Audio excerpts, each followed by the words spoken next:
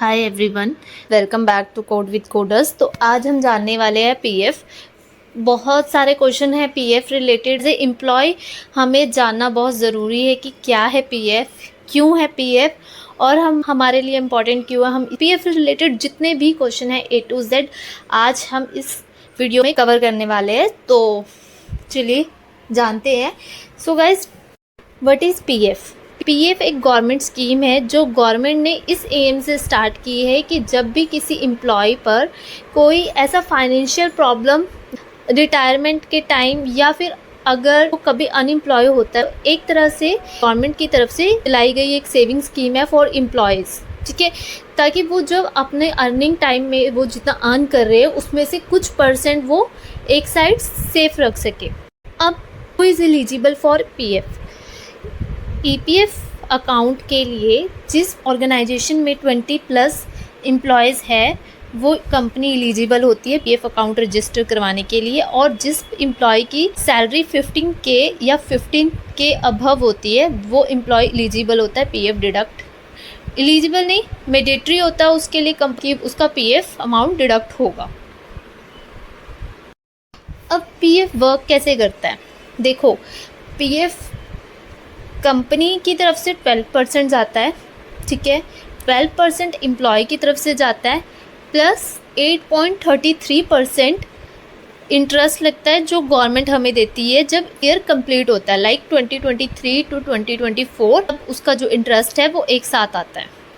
क्या PF monthly deduct होता है? यस, पीएफ हर मंथ डिडक्ट होता है, ठीक है। एम्प्लॉयर और एम्प्लॉय दोनों का डिडक्ट होता है सीटीसी से ही, एम्प्लॉय की सीटीसी से ही, लेकिन जो इंटरेस्ट रेट आता है प्लस गवर्नमेंट की साइड से वो आपको एक साल में एक ही बार आएगा। कई बच्चों का क्वेश्चन ये होता है कि हमारी सैलरी में से डबल डिडक्शन हो रही है पीएफ की, एम्प्लॉयर का भी और एम्प्लॉय का। बट गाइस ऐसा नहीं है। आपकी जो सीटीसी होती है, CTC means cost of company, ठीक है, उसी में से एम्प्लॉयर और एम्प्लॉय का डिडक्ट होता है पीएफ, ठीक है। कई बार ऐसा होता है कि आपने ऑर्गेनाइजेशन ज्वाइन की है बट उस टाइम पीएफ नहीं डिडक्ट होता, but after 2-3 months later PF deduct होने लगता है। तो कंपनी क्या करती है उस पॉलिसीज़ में, कई बार ऐसा करती है वो जितना उनका अमाउंट बनता है, एम्प्लॉयर का जितना अमाउंट बनता है पूरे ईयर का, वो उतना उनकी सीटीसी में ऐड कर देते हैं, मतलब सीटीसी इंक्रीज़ कर देती है। कई कंपनीज ऐसे करती हैं, ठीक है। सो जब भी मतलब आपको अगर ऐसा लगता है कि आपकी सीटीसी से डबल डिडक्ट होता है तो ऐसा नहीं है, सीटीसी से ही डबल डिडक्ट होगा। एम्प्लॉयर और एम्प्लॉय दोनों का डिडक्ट सीटीसी से ही होता है, ठीक है। अपना पीएफ चेक कर सकते हैं, ये वाली साइट्स है, यहाँ पे जाके आप अपना लॉगिन कर सकते हैं यूएन नंबर और पासवर्ड से। अगर आपको पासवर्ड याद नहीं है तो आप फॉरवर्ड कर सकते हैं, can I withdrawal my PF amount. So yes, आप निकलवा सकते हो, लेकिन आपको 100% आप नहीं निकलवा सकते जब तक आप एक एम्प्लॉय हो, ठीक है। अगर अनएम्प्लॉयड होते हो तो 75% सिर्फ 1 महीने के बाद निकाल सकते हो, अनएम्प्लॉयड के 1 महीने के बाद। लेकिन अगर आपको 25% और पूरा अमाउंट निकालना है तो आफ्टर 2 मंथ्स आप एलिजिबल हो कि आप अपना पूरा अमाउंट विड्रॉल करवा सकते हो, ठीक है। अगर एम्प्लॉय स्विच करता है और वो अपना फंड्स विड्रॉल नहीं करवाता है तो टेंशन की कोई बात नहीं है। जब एम्प्लॉय न्यू कंपनी ज्वाइन करेगा तो जब उसका पीएफ फर्स्ट टाइम क्रेडिट होगा तो उसका प्रीवियस जितनी भी फंड्स होंगे, अमाउंट होगा, वो ऑटो मर्ज हो जाएगा उसका करंट अकाउंट में, ठीक है।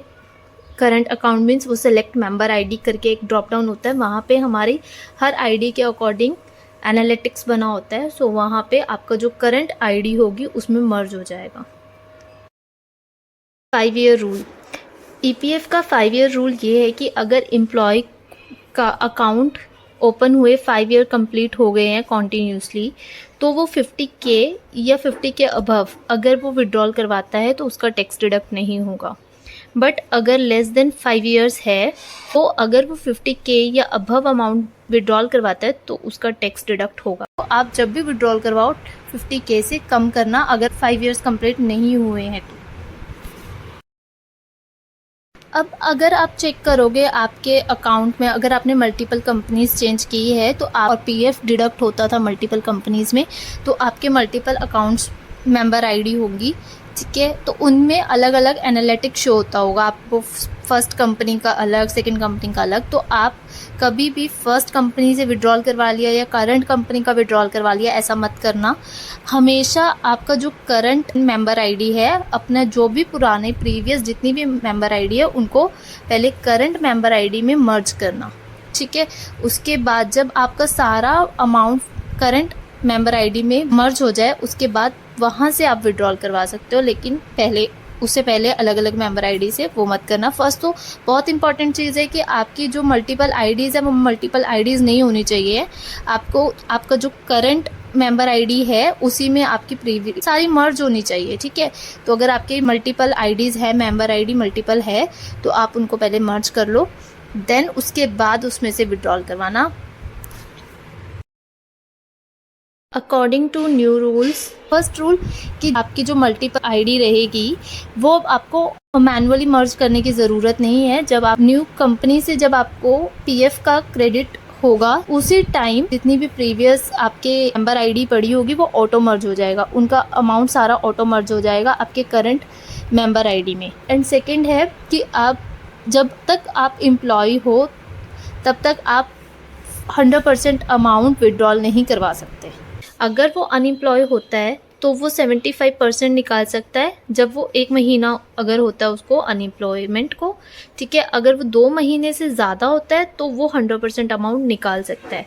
लेकिन अगर वो एज अ एम्प्लॉय है, अभी वो वर्क कर रहा है, अपनी सर्विस में है, तो वो 100% अमाउंट विड्रॉल नहीं करवा सकता। उसमें कुछ ही वो विड्रॉल करवा सकता है, पर कुछ परसेंट, ठीक है।